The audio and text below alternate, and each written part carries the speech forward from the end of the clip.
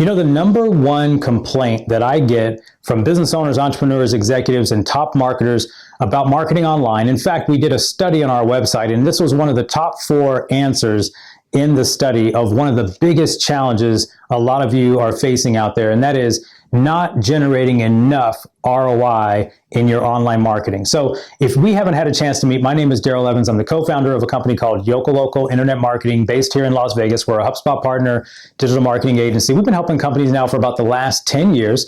And I myself have been an entrepreneur since I was 19 years old. And in 1993, I became just fascinated by marketing and sales. And it led me on a path to where I eventually started marketing my businesses online in 2002, partnered up with my partner in 2010 to start this company. Now, the strategy I'm going to share with you has to do with Facebook ads, but it comes directly out of our 6-step inbound marketing playbook, which there's a button somewhere around this video. You can click the link if you've not downloaded. This is not just a simple ebook. It's loaded with links and resources that'll take you through our website, that'll get you some help in how to generate ROI with the same 6-step framework now we've used for the last 10 years to generate over 9 figures in revenue for our business. Now, let's dive into this case study. Now, before you click off this video and say, well, Daryl, $28,000 just isn't that much money from Facebook ads. But I want to make sure you understand the topic of this video is increasing ROI. So, by the way, this was not all of the revenue for this company. This is a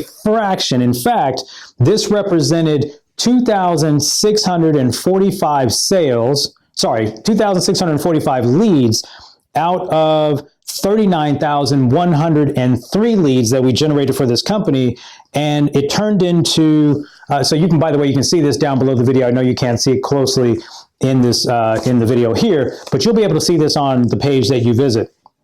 So I also want to draw a distinction that this company doesn't typically have what we call a Facebook-friendly business. So I want you to think about your business. If you have sat there and said, maybe my business isn't right for Facebook, my customer isn't on Facebook. Listen, I have hundreds of business meetings a year with companies, owners, executives. Sometimes I'm in rooms doing presentations, or we're teaching in our 2-day boot camps or in our consulting 90-day accelerator program. At the end of the day, I hear all the time, why should I even waste money on Facebook? Well, I just shared with you. Let me ask you this. If you had 39,000 leads come through your business, are you telling me that another 2,600 leads won't matter if it generates an extra $28,000 in revenue? And the number one strategy we use for that is something called remarketing, right? So a lot of folks tell me, my customer's not on Facebook, right? And I maybe agree with that when it comes to the first time they see your business or your brand. And I definitely don't recommend for B2B companies, in most cases, to use Facebook as the top strategy of where you're going to put the lion's share of your revenue. However, what I tell people is when they tell me my customer is not on Facebook, I ask them a simple question. Do you think your client has a smartphone? They'll say yes. I'll say, do you think that your client went to high school or college or has friends or has family, perhaps grandkids, perhaps colleagues? And the answer is unequivocally yes. And that's a silly question. But I tell them, are you telling me that at the time of recording this video, the 2.4 billion people on the platform, that none of your customers are part of that 2.4 billion? And they usually will then start to come away from their hesitation. And the reason they say their customer's not on Facebook is because they think of the idea of marketing on Facebook from this standpoint. They think, hey, we call it the awareness, consideration, and decision phase. They are like, well, my customer's not going to be aware of me on Facebook, so therefore they're not going to decide to buy from me on Facebook. So here's how remarketing works.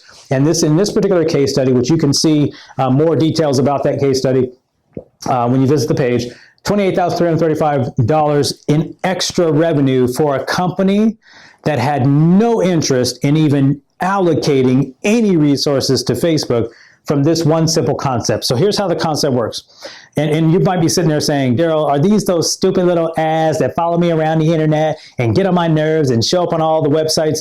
The answer is yes and no, right? So when you see companies that send your ad everywhere and you see the same banner or the same call to action everywhere, that's remarketing gone wrong. That's an inexperienced novice who doesn't know what they're doing, right? And I don't mean to say that so brutally, but it's true, right? I've been doing this stuff since the world of marketing and sales didn't have the internet, right? So when I used to remarket to my customers or my prospects before we started doing it online, it was the telephone. It was drop-by meetings. It was knocking on their door. It was lunch meetings. It was breakfast meetings. It was all of those things, right? And there was a way to do that. Today it's online. So in this particular company's case, their offer, and the key to this is, let me just draw this out for you really quick. There are 4 keys to this campaign. Right? Number 1, you have to have something that they want, right? You have to create something of value. Number 2, you have to offer it to them. And that's the key, right? If they arrive on your website and they don't take your offer, and in this particular case, it was a sample pack because this was a product distribution manufacturing type company, the way to earn the business we found and the way to build trust with cold traffic or cold eyeballs who'd never seen the brand, and this is a high ticket product, let me be clear about that.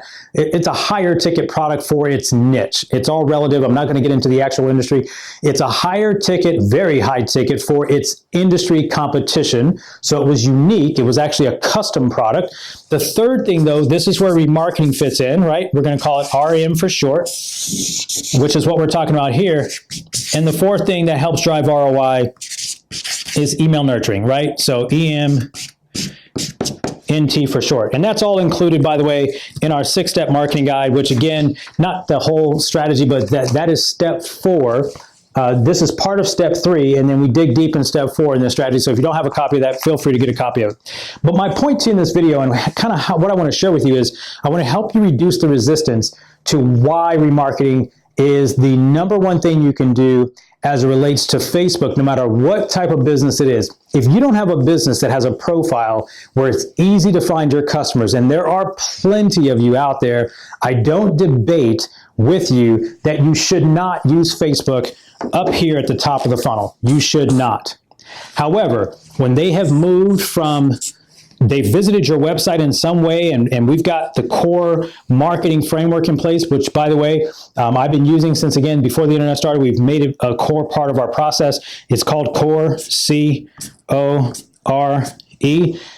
But when they start to consider your product or service as a solution, the number 1 thing you can do is to institute remarketing and a significant, assuming, by the way, that they're not already in your sales pipeline, because some of these people will have ended up in your sales pipeline, and then there's a different type of remarketing you can do.